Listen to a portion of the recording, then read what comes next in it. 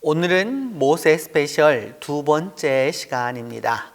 출애굽기 3장 1절에서 10절을 본문으로 하여 인도하여 내리라 라고 하는 이 말씀을 상고하도록 하겠습니다. 오늘 모세 스페셜 두 번째 그림을 여러분 이미 옆에서 보시는 대로 가시떨기 가운데에서 불이 나서 그곳에서 하나님을 만나게 될 바로 그 모세의 이야기를 보여주는 그림이라고 할 수 있습니다. 이제 1절로부터 2절의 말씀을 보게 되면 이제 모세가 그의 상인 미디안의 제사장이었던 이드로의 양떼를 쳤다라고 이렇게 말하고 있는데, 그 양떼를 쳤는데 광야 어느 쪽을 가게 되었느냐? 서쪽으로 가게 되었다라고 하고, 이제 어디에 도착하였느냐? 하나님의 산 호레베까지 이르게 되었다라고 말씀하고 있습니다.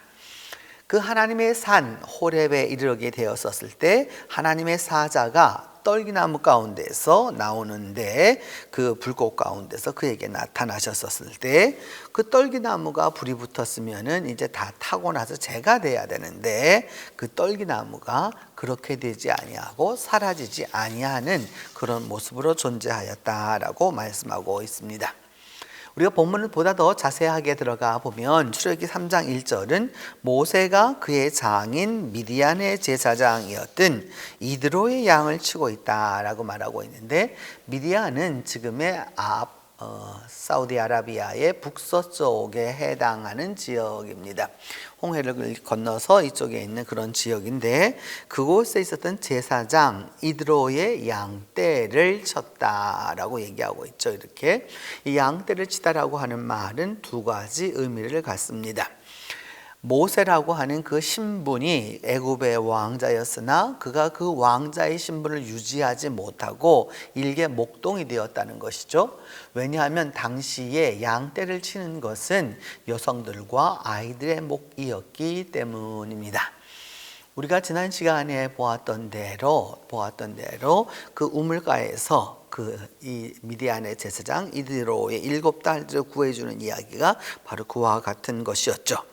그래서 그 양떼를 모아서 서쪽으로 인도했다라고 말하고 있는데, 서쪽이라고 하는 것은 성경에 있어서 아주 긍정적인 축복의 방향입니다.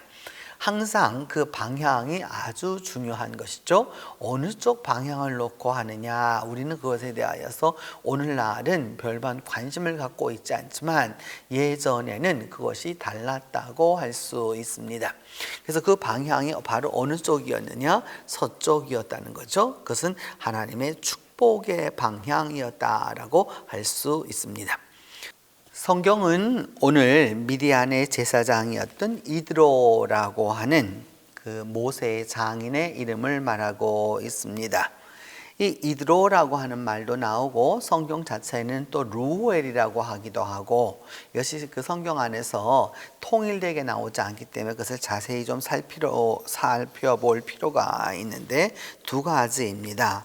루엘이 있었고, 그 다음에 루엘의 아들이었던 그 이드로가 있었고, 그 이드로에게서 그 첫 번째 맏딸이었던 십보라가 있었던 것이고, 루엘에게는 호밥이라고 하는 이드로와 동일한 또 한 아들이 있었을 것으로 보는 이러한 범위 있고요. 그래서 호밥이라고 하는 것은 모세로 보면은 그러니까 처삼촌 정도 되는 그런 사람이었겠죠. 또 하나는 어떻게 볼 수 있느냐면 루엘과 그 다음에 이드로와 그 다음에 그 딸 십보라로 이어지게 되는데, 이때 호밥은 누구로 나타나게 되느냐 하면은 그 십보라의 사손으로 나타나게 됩니다. 이렇게 되는 데에는 성경 안에서 그 인물에 대한 부분을 가지고서 오늘날 우리가 생각하는 그런 대수와는 다른 부분이 있기 때문입니다. 성경은 그 대를 오늘날 우리가 생각하는 것처럼 한 세대 이렇게 세는 것이 아니라, 세대를 어떤 때에는 10세대도 넘어가고요, 어떤 때는 20세대까지도 넘어갈 수 있고, 그것이 아주 다양하게 쓰여지고 있기 때문에 우리가 조금 알아두어야 합니다. 그래서 모세의 장인이라고 말하면서 미디안에서 이드로라고 말했는데 우선은 루엘을 살펴볼 필요가 있습니다. 왜냐하면 루엘은 출애굽기 2장 18절에 말하기를 그들 십보라의 아버지였던 그 루엘이라고 하는 이름을 갖고 있는 것이죠.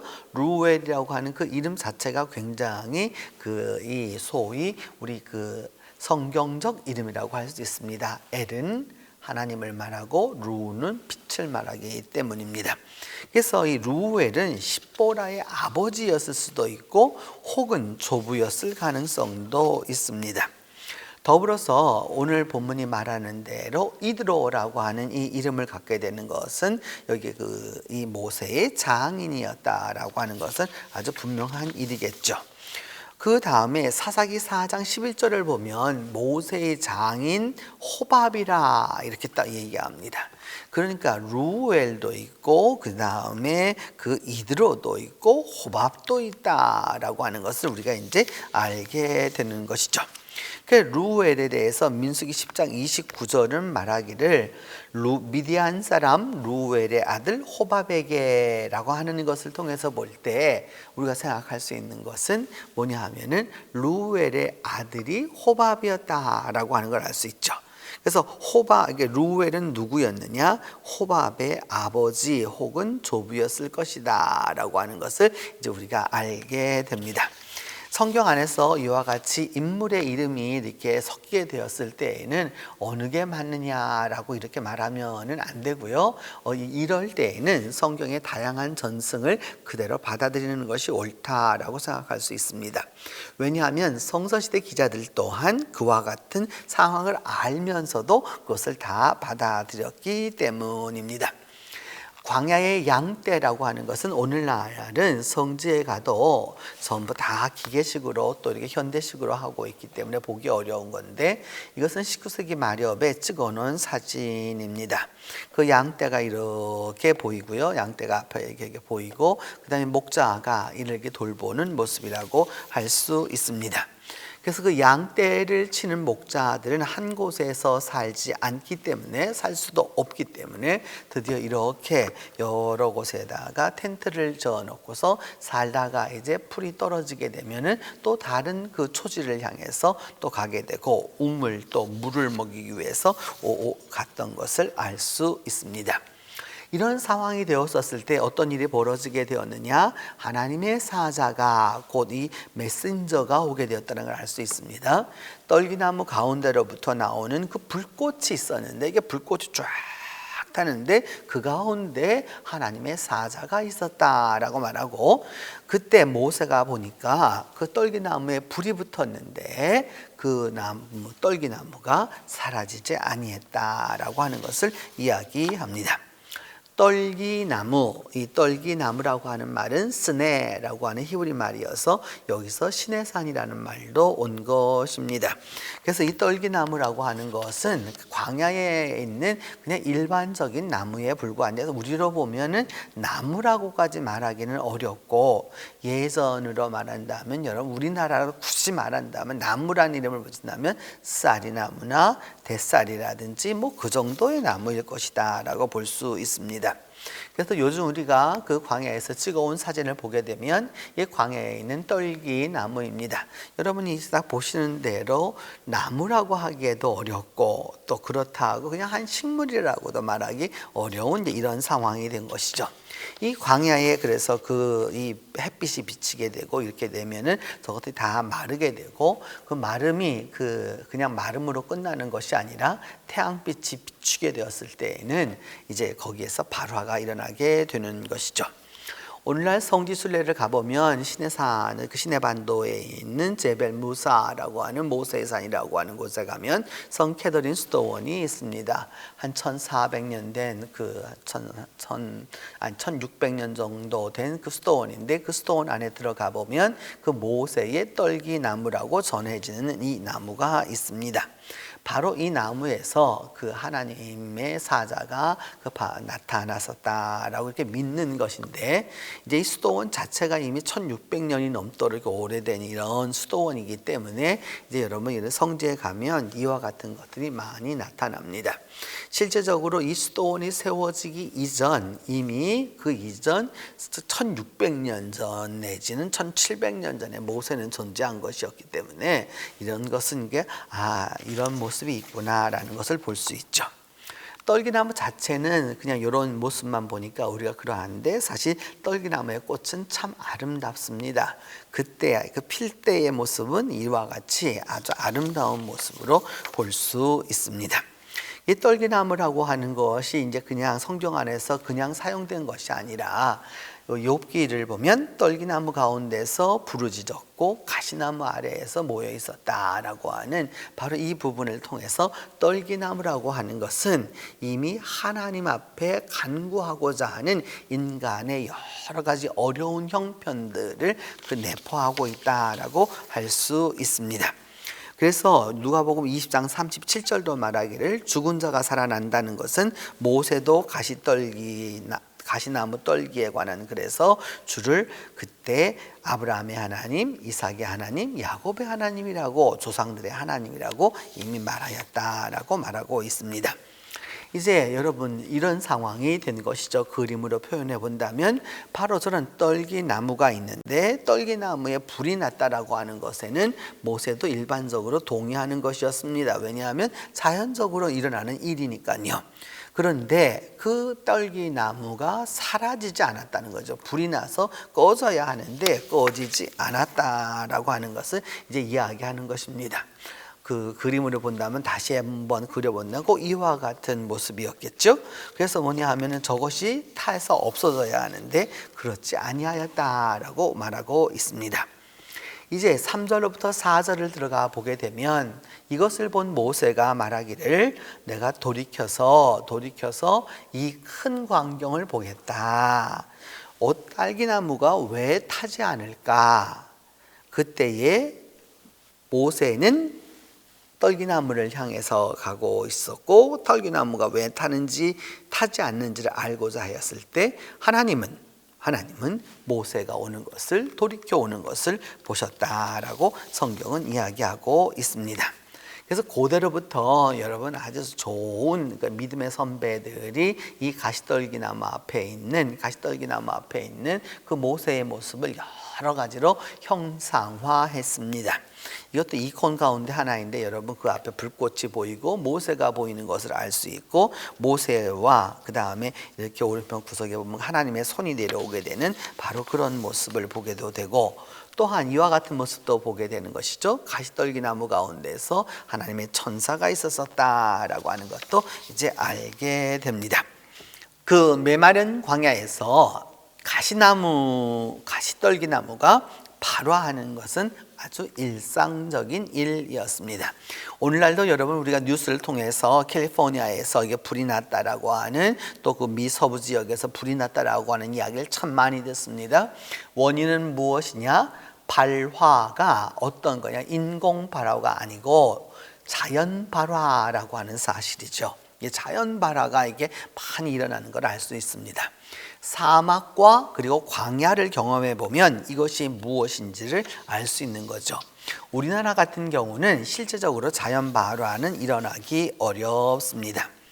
여기에서 우리가 두 모습을 볼 수 있는데, 모세도 돌이켰고, 그렇게 모세가 돌이켜서 오고 있는 것을 하나님도 보셨다라고 이렇게 이야기하고 있습니다. 고대에 있어서 불은 곧 하나님의 상징이었고, 그 하나님의 상징에 대하여서 이제 그 돌이켰다라고 하는 이 말씀을 통해서 이제 모세가 드디어 하나님을 만나러 가게 되는 것입니다. 그런 부분에서 우리는 무엇을 알 수 있느냐? 이 소망이라고 하는 것을 알 수 있습니다. 우리 기독교회는 소망의 종교입니다. 소망으로부터 모든 일을 시작하고 소망 가운데서 진행하고 소망으로 종결을 짓습니다. 성경은 바로 소망의 산실이고 하나님은 소망의 주체이십니다. 모세가 광야 서쪽으로 갔던 것 자체가 소망이었고, 또 그와 더불어서 가시떨기나무에서 불이 나는 것을 지나치지 아니하고 되돌이켰다라고 하는 것 또한 소망이기 때문입니다. 그래서 소망이라고 하는 것은 하나님께서 우리에게 주시는 아주 전적인 하나님의 선물입니다. 소망은 어디에서 오느냐? 하나님에게서 옵니다. 또한 그 하나님 안에서 이루어지고 그 하나님을 향해서 나아가는 것, 여기에 바로 소망이 있는 것이죠. 그래서 믿음 안에서 보면 소망은 보이지 않는 것을 바라고 믿고 얻기 위해서 나아가는 것입니다. 모세가 말하기를 이 큰 광경을 내가 가서 보리라고 말했던 것과 똑같습니다. 현재 그 일이 이루어지지 않았어도 그 일이 될 것을 기대하며 나아가는 것, 이것이 바로 소망이라고 할 수 있습니다. 모세는 드디어 내가 돌이켜 가서 이 큰 광경을 보리라 하고 이제 나아갑니다. 이와 같은 모습 속에서 보면 여러분, 그 모세의 작은 모습이 이렇게 나타나 있고, 이 하나님의 떨기나무 가운데에서 일어나는 모습을 이제 화가가 잘 표현하고 있다라고 할 수 있습니다. 물론 이와 같은 모습은 그 시대에 따라서 아주 다양한 모습으로 주어졌죠, 여러분. 그러니까 그 시대에 따라서 나름대로 그 은혜를 받았던 대로 영감 있게 그 그림들을 그려왔습니다. 이렇게 되었었을 때에 5절로 6절 말씀에 의하면 그 떨기나무 가운데서 하나님이 그를 부르셨습니다. 모세야 모세야, 2번 부르셨죠. 성경 안에서 2번을 부른다라고 하는 것은 강조점이 있는 것입니다. 한 번 부르는 것이 아니라 지목, 우리로 말하면 지목하여 부르는 것이죠.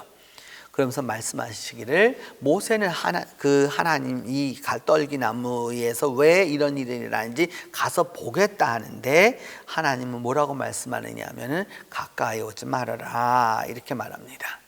왜 그러냐? 바로 내가 있는 그 자리가 어떤 자리냐? 거룩한 땅이기 때문에 내 발에서 신을 벗으라 라고 말씀합니다. 지금 있는 그 자리가 어떤 자리냐? 거룩한 자리이기 때문에 발에서 신을 벗으라고 말씀하시면서 자기를 말씀하시죠. 조상의 하나님, 곧 아브라함의 하나님, 이삭의 하나님, 야곱의 하나님이다.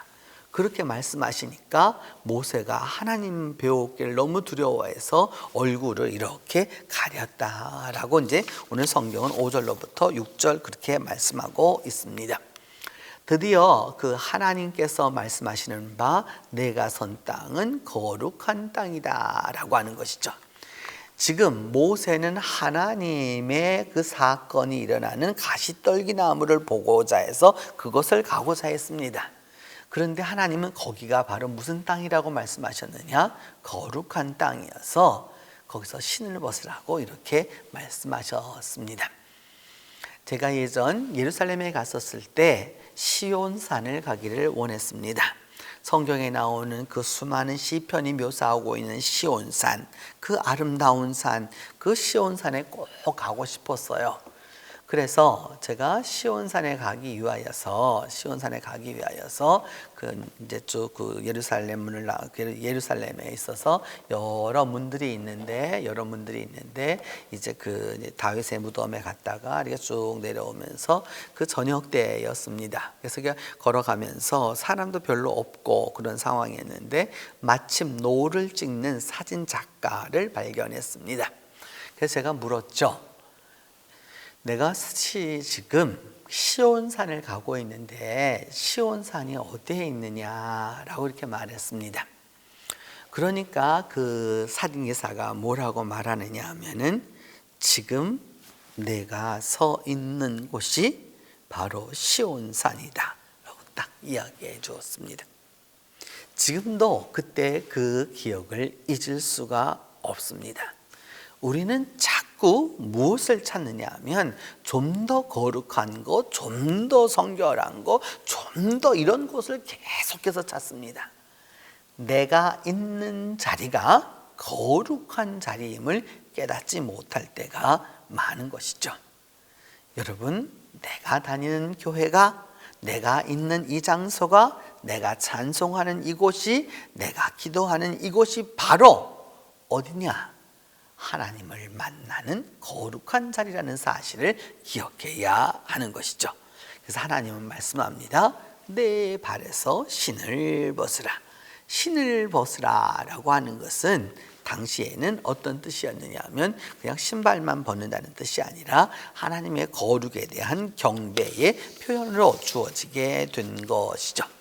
물론 모세는 이와 같은 신을 벗었을 것입니다. 이와 같은 신을 벗었을 것인데 성경 안에는 신을 벗다라고 하는 표현이 아주 다양한 의미로 사용됩니다. 여호수아 5장 15절에도 보면 여호수아의 군대 대장이 여호수아에게 이르기를 내 발에서 신을 벗으라.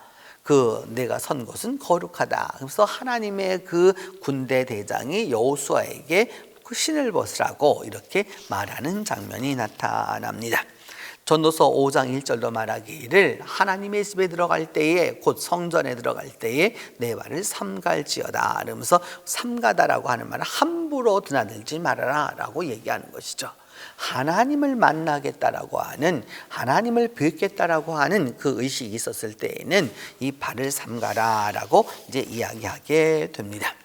그러면서 하나님은 말씀하시기를 나는 아브라함의 하나님, 이삭의 하나님, 야곱의 하나님, 곧 내 조상들의 하나님이다 라고 이제 말씀을 하시는 것이죠. 이 조상들의 하나님이라고 하는 것이 성경적 하나님과 철학적 하나님이 갈라서는 부분입니다. 철학적으로는 여러 가지 여러분 유실론적인 사상도 있고 여러 가지 것을 말할 수 있습니다. 근데 성경이 말하는 하나님은 철학의 하나님이 아니라 누구의 하나님이냐? 조상의 하나님이라는 겁니다. 하나님이 우리 조상들과 함께 역사해 주셨고 함께 해 주셨고 그래서 그 하나님을 오늘도 내가 믿고 있다라고 하는 부분이 아주 중요한 것이죠. 철학적 신은 그와 다릅니다. 본인이 생각하거나 본인이 사유하거나 이런 것을 통해서 알게 되는 것이죠. 21세기 2022년을 지나가면서 오늘날 우리에게 가장 중요한 것은 우리 한국교회에 그리고 우리 교회에 아주 가장 중요한 것은 조상의 하나님입니다. 할아버지, 아버지, 어머니, 할머니 전부 다 이분들이 믿었던 신앙이 아이들에게 손주, 손녀들에게 전달되어 가고 있지 않다는 사실입니다. 오늘 2022년도 이 코로나 상황 속에서 교회를 염려하는 사람들은 여러분 여러 사람을 이야기할 것이 없습니다. 바로 내 자식에게 나와 역사해 주셨던 그 하나님을 전달하는 바가 아주 중요한 것이죠. 그것이 바로 필요한 때가 되었습니다. 그래서 모세가 이제 드디어 애굽에 갔었을 때에도 그들에게 말하기를 뭐라고 말하느냐? 나는 조상의 하나님이라. 그러면서 아브라함의 하나님, 이삭의 하나님, 야곱의 하나님이 나를 이렇게 나에게 나타나셨다라고도 얘기하는 것이죠. 바로 이것은 여러분 창세기 28장에 보면 나는 그 야곱에게 말할 때 뭐라고 말하느냐? 내 조부의 하나님이다라고 말하죠. 할아버지의 그 아브라함의 하나님이고 또 아버지였던 이삭의 하나님이다라고 말씀하면서 그 신앙의 연조가 계속해서 이어져 가는 것을 보게 됩니다. 또한 더불어서 열왕기상 18장 36절에도 하나님은 말씀하시기를 아브라함과 이삭과 이스라엘의 하나님 여호와라고 그것을 말씀하고 있습니다. 그러면서 하나님은 이제 드디어 하나님의 계획을 7절로 8절에서 말씀합니다. 하나님은 말씀하시기를 내가 애굽에 있는 내 백성의 그 고통을 분명히 보고 또 그들이 그 감독자로 말미암아서 부르짖음을 내가 들었고 그 근심을 그 우려와 어려움을 내가 다 알고 있고 그래서 내가 내려가서 애굽인의 손에서 건져내어서 그를 그 땅에서 애굽에서 인도하여 내어서 아름답고 광대한 땅 젖과 꿀이 흐르는 땅으로 내가 데려가려 한다라고 하나님의 계획을 말씀해 주십니다. 우리가 이 본문을 보면서 조금 더 자세하게 보기 위해서 제가 여러분에게 색깔을 칠해 놓았는데 요 두 절 가운데 동사가 이게 실제로 7번 우리말로는 나오게 되는데 여러분 보시면 하나님이 모세에게 말씀하기를 내가 내 백성이라고 하나님 분명히 말씀합니다. 너의 백성이 아니라 내 백성이라는 겁니다. 그래서 내가 애굽에 있는 내 백성의 고통을 어떻게 하셨느냐? 근데 분명히 보았다 라고 말씀하고, 그리고 그 감독자들이 얼마나 괴롭히는지 그래서 부르짖음을 내가 들었다 라고 말씀하고, 또 그래서 그 백성들이 갖고 있는, 하나님의 사람들이 갖고 있는 근심과 우고가 무엇인지를 알고 계시고, 그래서 그냥 가만히 하늘에 계신 것이 아니라 직접 내려오셔가지고 하나님이 어떻게 할 것이냐? 애굽인의 손에서 건져내셔가지고 그들을 그 애굽 땅에서부터 이끌어내어서 하나님의 목적하시는 아름답고 광대한 땅, 젖과 꿀이 흐르는 땅으로 데려가려 한다라고 이렇게 말씀하시는 것이죠. 하나님의 계획은 이처럼 구체적이고 아주 정확하고, 그리고 하나님의 목표가 분명하다는 것을 알 수 있습니다. 먼저 이 보다 라하라고 하는 이 단어는 여러분 이 그림에서 보시는 대로 이 19왕조 18왕조 시대의 벽화이죠. 뭐냐, 애굽에 있는 내 백성의 고통을 보았다. 이 벽돌 만들기를 하면서 여러분 짚을 주지 않는, 그래서 이 벽돌을 지금 만들어가는 이 장면들이 여기서 다 나오게 되죠. 이렇게 하나하나 해서 다 불에다 구워서 만들어 나가는 이 고통이 얼마나 컸었는지 하나님이 어떻게 하셨느냐 보셨다라고 말씀합니다. 더불어서 하나님은 그 다음 어떻게 하셨느냐? 들으셨다. 그 감독자로 말미암아 부르짖음을 들었다는 거죠. 그 감독자들이 이 혹독하게 대하는, 아주 괴롭히는, 채찍을 휘둘러서 노예로 삼고 있는 그런 상황 속에서 하나님 앞에 부르짖을 수밖에 없는 바로 그 상황을 이야기하고 있는 것이죠. 그러면서 그 근심을 알고 있다라고 말하고 있는데, 애굽에 이 수많은 신전을 지어가면서 이 모든 것들을 해결해 나갔었을 때에 그 자유가 금방 오지 않는, 무려 400여 년이나 지나가면서도 여전히 이렇게 노예로 살아가야 하는 그 아픔과 그 마음의 근심을 하나님이 어떻게 하고 계시느냐? 야다, 곧 같이 체험하고 계시다라고 이제 말씀합니다. 그래서 하나님은 어떻게 하시느냐? 내려오십니다.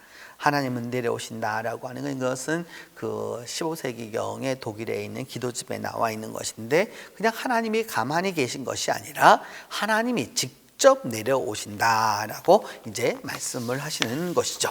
그리고 난 다음 하나님은 어떻게 할 것이냐? 건져내신다. 이 나짤이라고 하는 단어는 애굽인의 손에서 건져낸다라고 하는 거죠. 지금 여러분이 보고 계신 것은 아부신벨이라고 하는 람세스의 이 상이 있는 것인데, 똑같은 람세스의 상 4개가 이렇게 서 있는 것입니다. 그리고 그 람세스의 람세스라고 하는 왕은 60년이 넘도록 다스렸던 왕이고, 성경에 나오죠. 비동과 람셋을 건설하였다라고 하는 바로 그 람세스입니다. 그래서 이 애굽인들의 이 바로의 지배에서부터 하나님이 어떻게 하실 것이냐? 나짜를 한다신다는 것은 건져내신다라고 이제 말씀하는 겁니다. 그래서 그냥 건져낼 뿐만 아니라 그 다음 하나님은 어떻게 하시냐? 라고 해서 그들을 그 땅에서 인도한다라고 이렇게 말씀하고 있는데, 인도한다라고 하는 말은 들어 올리다라는 말도 되고요. 여러분, 다양하게 쓰일 수 있는 단어인데, 그래서 뭐냐면 하나님이 그들을 인도하셔서 저와 같은 땅으로 이제 광야로 이끌고 나아갈 것이다라고 하는 것을 보여주는 것이죠. 그래서 하나님은 어떻게 하기를 원하시느냐? 이제 데려가기를 원하시는데, 어느 땅을 데려가기를 원하시느냐? 광대한 땅, 아주 넓은 땅에 데려가기를 원하시고, 그 땅은 젖과 꿀이 흐르는 땅이다 라고 말하고 있죠. 이 젖과 꿀이 흐른다라고 하는 땅에서 이 젖이라고 하는 것은 여러분, 오늘날 우리는 우유에 익숙하기 때문에 우유를 생각하지만 실은 그것이 아니죠. 이 성경에서 말하는 젖과 이 젖은 양젖을 의미하는 것이죠.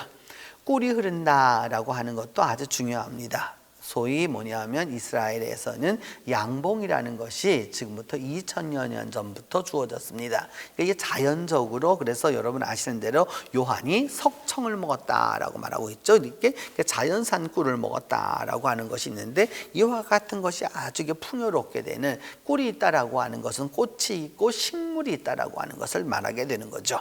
바로 그 땅은 어떤 땅이냐? 가나안 족속과 헷 족속과 아모리 족속과 브리스 족속과 히위 족속과 여부스 족속이 살고 있는 그 땅에 직접 데려가시겠다라고 이렇게 말씀합니다.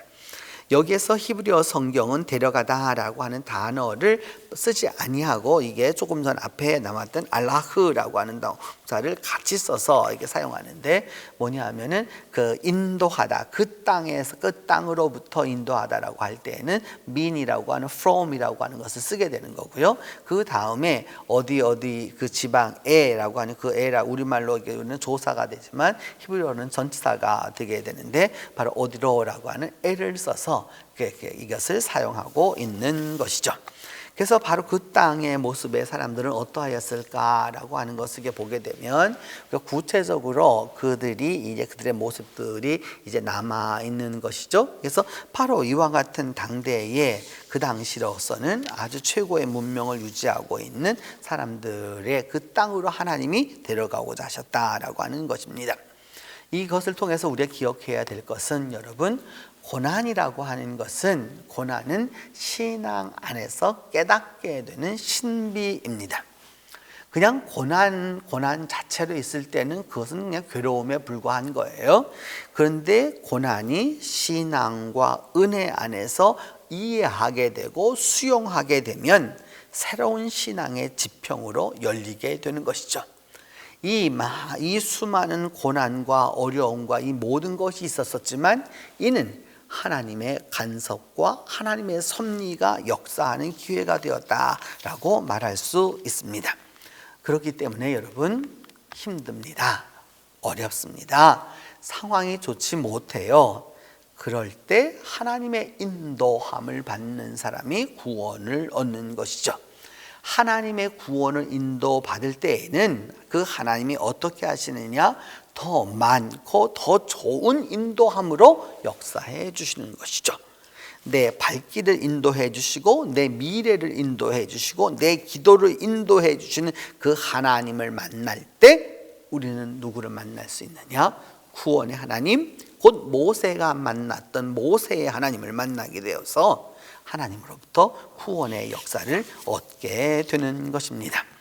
그래서 젖과 꿀이 흐르는 땅을 이렇게, 여러분, 제가 여기 그 그림으로 이렇게 가지고 왔는데, 보면은 양쪽에서 그 양의 그 새끼가 어미 양의 젖을 빠는 모습을 이렇게 볼 수 있습니다. 또 더불어서 그 꿀이 흐르는 그 모습, 이 젖과 꿀이 흐르는 땅을 묘사해 둔 것이죠. 이와 같은 것은 젖과 꿀만이 흐른다라는 뜻이 아니고요. 여러분, 이와 같은 땅을 이야기하는 것이죠. 이스라엘 사람들이 생각하는 최고의 옥토를 말할 때 젖과 꿀이 흐르는 땅입니다. 우리말로 하면은 문전 옥답과 같은 것이죠.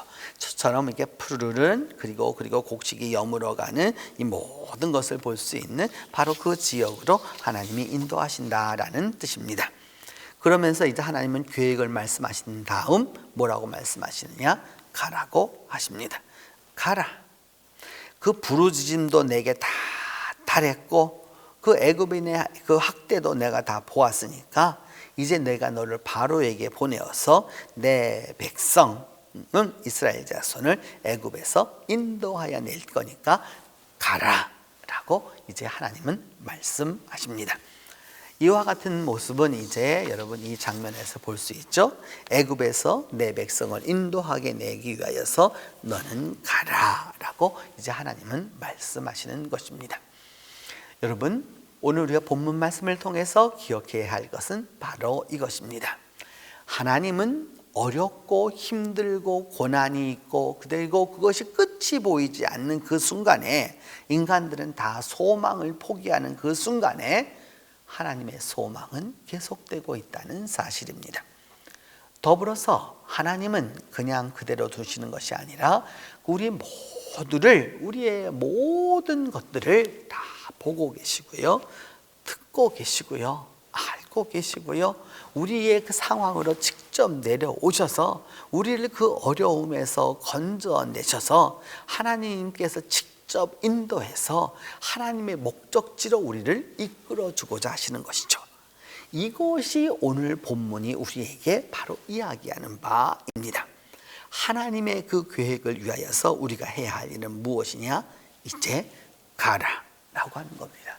하나님의 계획을 이루면 되는 것이죠. 바로 그와 같이 할 때, 바로 그와 함께 할 때, 바로 이 모세를 가시떨기나무에서 만나 주었던 그 하나님이 오늘도 우리와 함께 해 주실 것입니다. 기도합니다.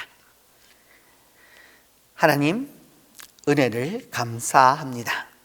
옛적 모세를 가시떨기나무에서 만나 주셨던 것처럼 우리 모두를 우리의 일상 속에서 만나 주셔서 하나님이 계신 곳이 바로 거룩한 곳임을, 내가 살아가고 있는 이 자리가 거룩한 자리임을 깨닫게 하여 주시고, 하나님의 계획을 깨달아 하나님의 계획을 알아 그 하나님의 계획에 동참하는 우리 모두가 될 수 있도록 하나님이 은혜를 베풀어 주시옵소서.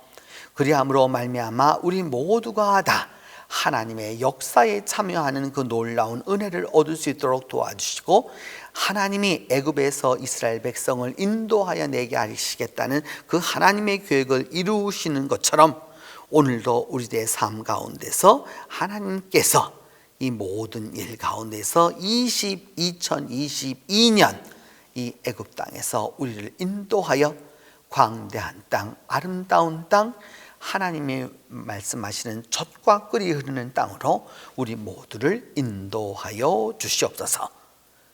우리 주 예수 그리스도의 이름으로 기도합니다.